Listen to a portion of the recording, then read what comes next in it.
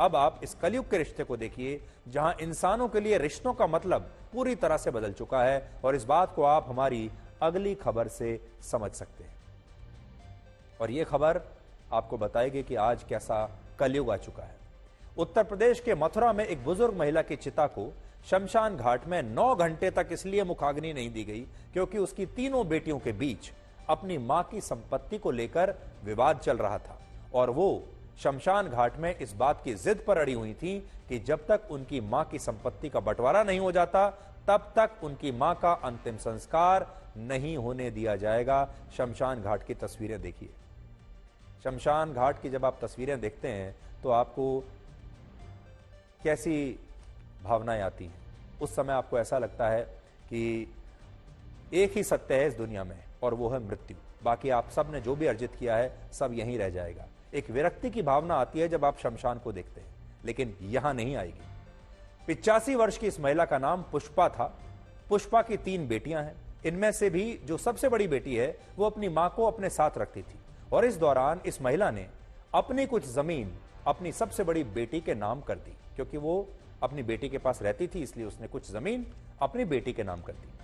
लेकिन 14 जनवरी को जब इस महिला की मृत्यु हुई और उसे शमशान घाट लाया गया अंतिम संस्कार के लिए, तो उसकी दोनों छोटी बेटियां इस बात पर झगड़ा करने लगीं कि उनकी मां की बाकी बची हुई संपत्ति को तुरंत अभी इसी समय उनके नाम किया जाए, और अगर ऐसा नहीं हुआ तो वो अपनी मां का अंतिम संस्कार नहीं होने देंगी। ये झगड़ा शमशान में 9 घंटे तक चलता रहा, और जब पुलिस आई तब तीनों बहनों के बीच यह लिखित समझौता हुआ कि उनकी मां की बची हुई संपत्ति को उनकी दोनों छोटी बेटियों के नाम किया जाएगा।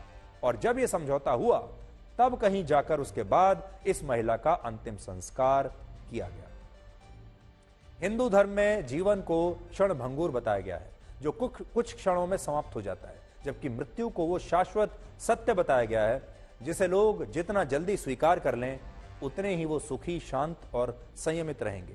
लेकिन इंसान मृत्यु की बजाय जीवन को ही शाश्वत सत्य मानकर जीता है, और जीवन भर अपनी संपत्ति और धन दौलत का हिसाब किताब करता रहता है। जीवन भर उसे ऐसा ही लगता है कि सब उसके साथ ही जाएगा, जबकि कड़वा सच ये है कि संपत्ति में से एक हिस्सा भी, जरा सा भी, एक अंश भी मृत्यु के बाद इंसान के साथ नहीं जाता।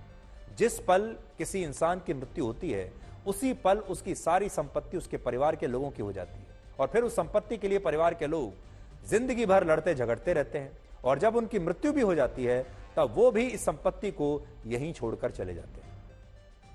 यानी जिस धन दौलत और संपत्ति के लिए इंसान जीवित रहते हुए इतनी लड़ाइयां लड़ता है, उसका मृत्यु के बाद कोई मोल नहीं रहता। लेकिन फिर भी लोग इस बात को समझ नहीं पाते, और इस घटना में भी यही सीख आपके लिए छुपी हुई है। इस अभागी मां के पास इतनी संपत्ति थी कि लोग उसे अमीर समझते थे, लेकिन मौत के बाद यह पता चला कि महिला अमीर नहीं बल्कि इतनी गरीब थी कि इसी संपत्ति की वजह से उसके शव को 9 घंटे तक शमशान घाट की चिता पर अंतिम संस्कार का इंतजार करना पड़ा, और वो भी उसके अपने बच्चों की वजह से।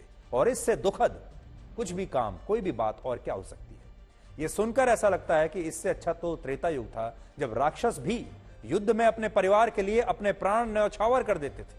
लेकिन अब यह कलयुग है जहां इंसान संपत्ति के लिए अपनों का अंतिम संस्कार तक नहीं करते, और माता पिता के मरते ही उनकी संपत्ति को लेकर झगड़ा शुरू हो जाता है, और फिर अदालतों में जाते हैं और इस संपत्ति के लिए एक दूसरे के दुश्मन बन जाते हैं। लेकिन सोचिए, जो संपत्ति मृत्यु के बाद यहीं रह जानी है, उसके लिए इंसान इतना कठोर कैसे हो जाता है कि वो सब कुछ भूल जाता है और इसके लिए ऐसी दुश्मनी करता है जैसे ये संपत्ति मृत्यु के बाद भी वो अपने साथ ही लेकर जाएगा।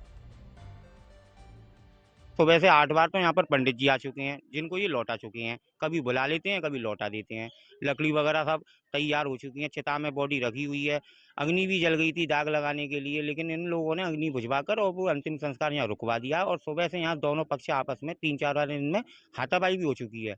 इस वजह से फिर यहाँ पुलिस बुलवाई गई है। पुलिस ने भी काफी इन लोगों को समझाया, लेकिन पुलिस वालों को भी ये कोई बात नहीं मान रहा है। तो अगर आपको भी ये गलत फहमी है कि आपके पास जितनी भी धन दौलत है, जितनी भी संपत्ति है, वो सब सदैव आपके साथ रहेगी, आपके साथ ही जाएगी, ज्यादातर जो लोग हैं अपने जीवन काल में इसी गलत फहमी में रहते हैं। तो आज इस खबर से आपको ये शिक्षा लेनी चाहिए कि सब कुछ यहीं रह जाएगा। लेकिन जो इज्जत आपने कमाई है वो इज्जत जरूर आप अपने साथ भी लेकर जाएंगे और वही इज्जत आपके जाने के बाद यहां लोगों के बीच में रहेगी और उसी इज्जत के आधार पर, उसी नाम के आधार पर लोग आपको याद रखेंगे।